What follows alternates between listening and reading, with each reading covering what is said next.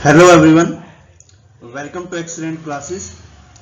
आज हम पढ़ेंगे मगध साम्राज्य या मगध के उदय के बारे में।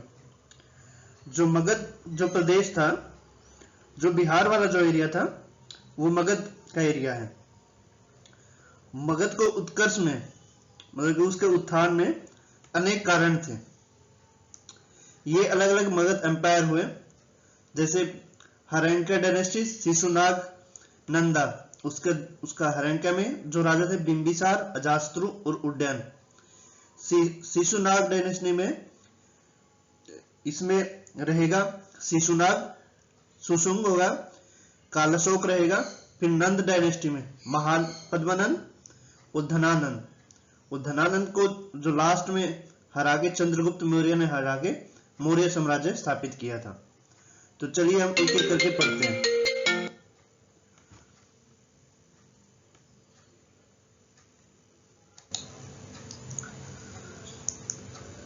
नेक्स्ट है मगध का उदय कैसे हुआ, तो उसके कारण इसमें बताए गए हैं। जैसे लोहे का जो खोज हुई थी, उससे क्या हुआ, अर्थव्यवस्था को बढ़ावा मिला।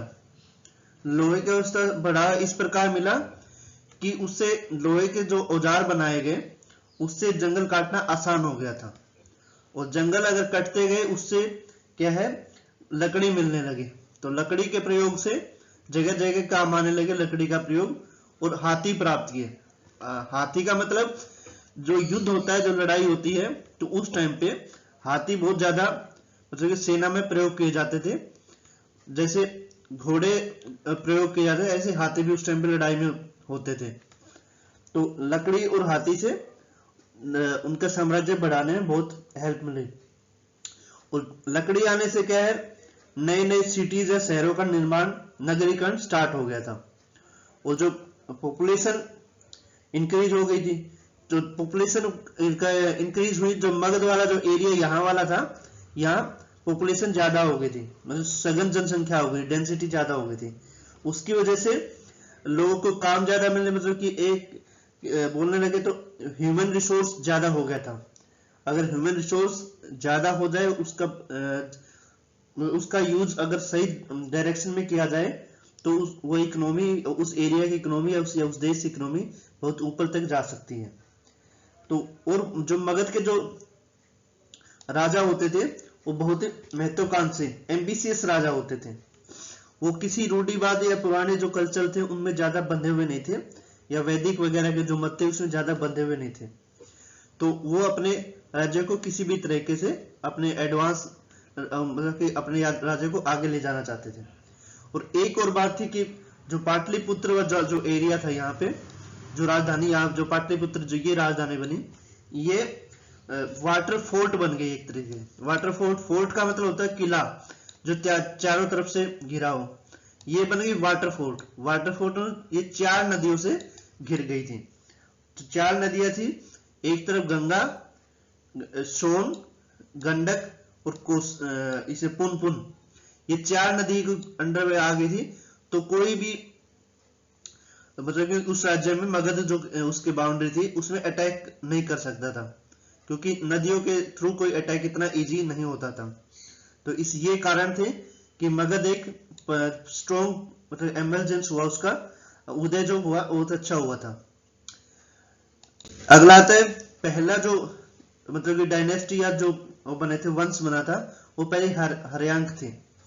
हर्यांक में क्या है, ये इसका पहला राजवंश था। तो जिसके राजा थे, ये थे बिंबिसार। बिंबिसार ने राजगृह नाम की राजधानी की स्थापना की। जो कौशल और मदर और कौशल, लिच्छवी, मदर और के साथ में मतलब वैवाहिक संबंध स्थापित कर लिए। एक तरीके से कि अगर लड़ाई से अगर नई बात बने, तो उसने सॉफ्ट रिलेशन स्थापित किए। तो सॉफ्ट पावर का यूज किया उसने। नेक्स्ट है, उसने जो बुद्ध और जो जैन धर्म वाले थे, उनको प्रोटेक्शन दी। और जो अब उनका एक वैल्यू वन था, उसने पूरा ही एक जंगल था जो महात्मा बुद्ध को डोनेट कर दिया था, दान कर दिया था, वैल्यू वन। उसके बाद अंग जो रीजन था, अंग मतलब जो झारखंड वाला जो एरिया था, उसने जीत लिया वहां पे।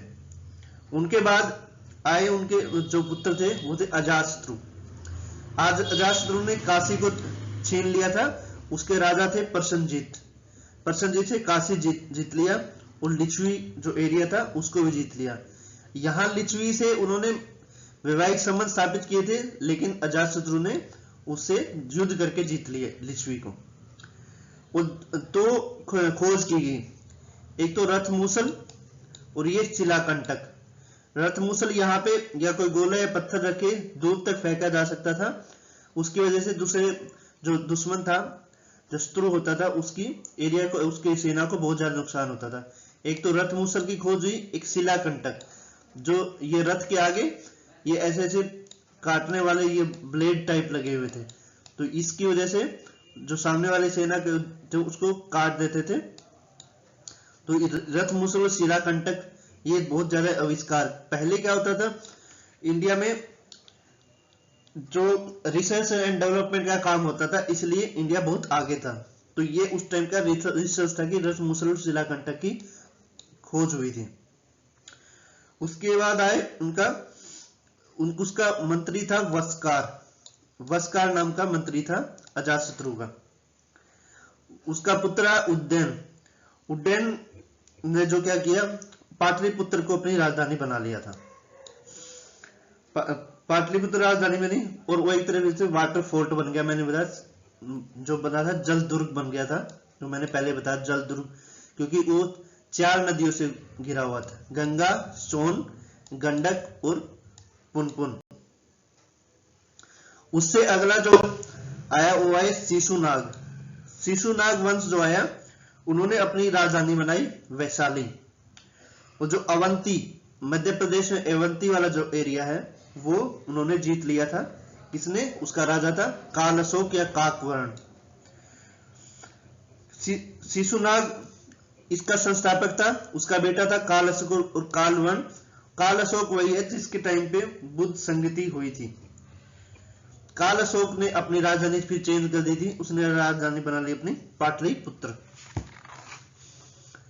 फिर आता है नंद वंश। ये मैंने यहाँ पे डिस्प्ले कर रखे हैं, ये अलग अलग जो डायनेस्टी थी। फिर आया नंद वंश। नंद वंश का जो संस्थापक था वो महापद्मानंद था। उसने जो मगध, एक तरीके से छोटा सा एरिया जो होता था, जो डिफरेंट डिफरेंट टाइप में डिवाइडेड था, उसको एक ग्रेट साम्राज्य, बहुत बड़ा साम्राज्य स्थापित कर लिया था। तो मगध उस टाइम पे साम्राज्य बन गया था। उसने कलिंग पे आक्रमण किया था और वहां पे एक नहर का निर्माण भी करवाया था।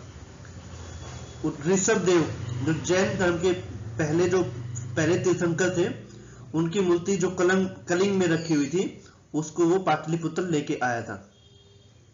और जो नंद वंश था वो पंजाब से लेके साउथ तक फैला हुआ था। और इनका आखिरी राजा घनानंद या धनानंद था। उसको इसी के टाइम पे, धनानंद के टाइम पे, अलेक्जेंडर जो सिकंदर ने आक्रमण किया था भारत के ऊपर। ये 4 सेंचुरी बीसी का टाइम है, 326 के आसपास का।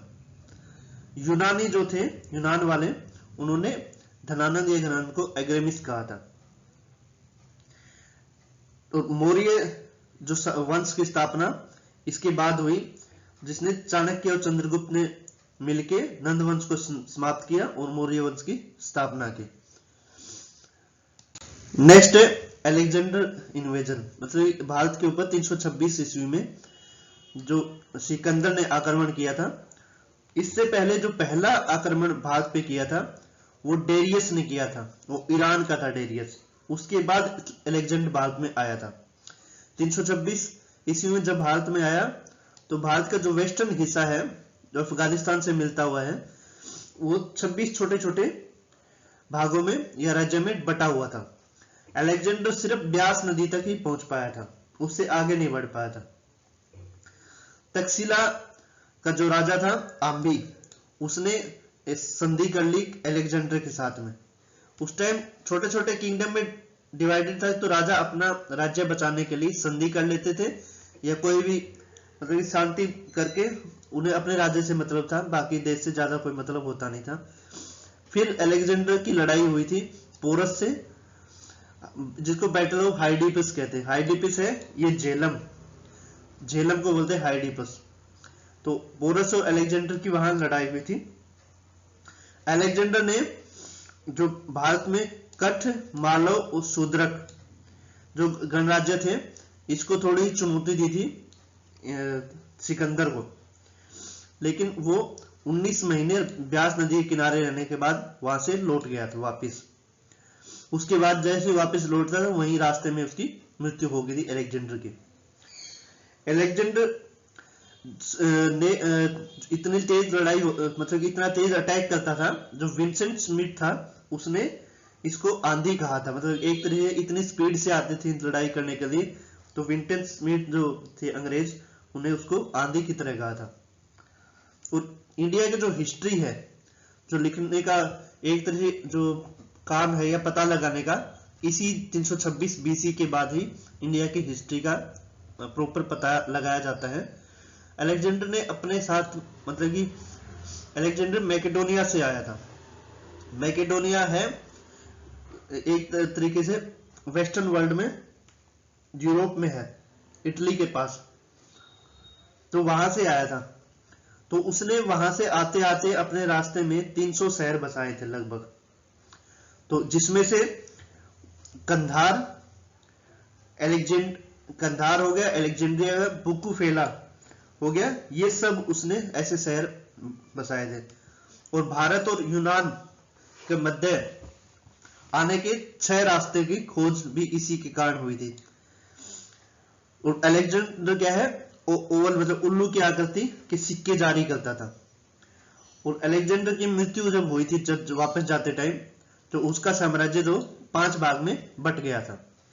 और जो सेल्यूकस निकेटर जो थे, उसको जो एरिया मिला, जो भारत वाला जो एरिया, जो पेशावर वाला जो एरिया है, अफगानिस्तान वाला जो एरिया रहेगा, वो सेल्यूकस निकेटर को दिया गया था। तो ये मैं सेल्यूकस निकेटर और जो मौर्य के बारे में जो मैंने बताया रखा है, ये मेरे वाली पहले वाली वीडियो में मैंने पूरा एक्सप्लेन कर रखा है। जो मौर्य साम्राज्य वाला जो वीडियो है उसमें एक्सप्लेन किया है सेल्यूकस निकेटर के बारे में भी। तो थैंक यू सो मच। मेरे चैनल को लाइक करें, कमेंट करें और शेयर करें और सब्सक्राइब करें ज्यादा से ज्यादा। और अगर आपको कोई भी क्वेश्चन पूछना है तो मुझे कमेंट बॉक्स में पूछ सकते हैं। तो thank you so much, have a nice day.